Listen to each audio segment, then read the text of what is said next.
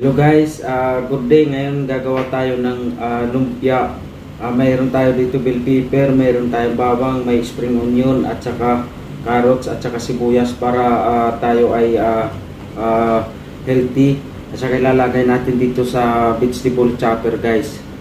Ito na yung kinalabasan ng vegetable chopper ay nalo-halo ko na kanina. Tapos ihalo na natin dito sa lumpiang Shanghai. Guys, lagyan natin guys ng magic syrup guys para mahalo natin magic syrup at lagyan natin ng 5 ml na paminta guys.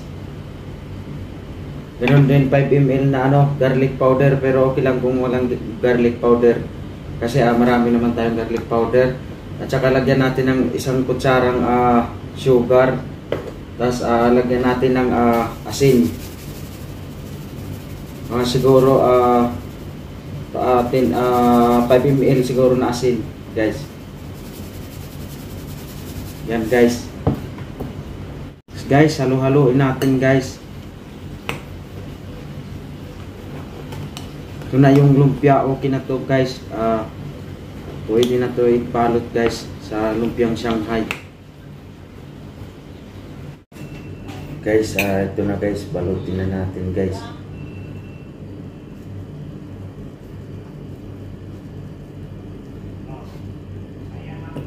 Lagyan natin ng tubig para dumikit siya guys.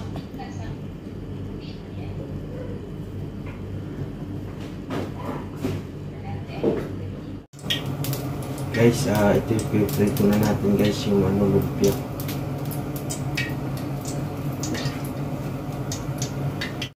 Guys, ito na, tapos na po maluto yung lumpia natin. Wow, ang sarap guys.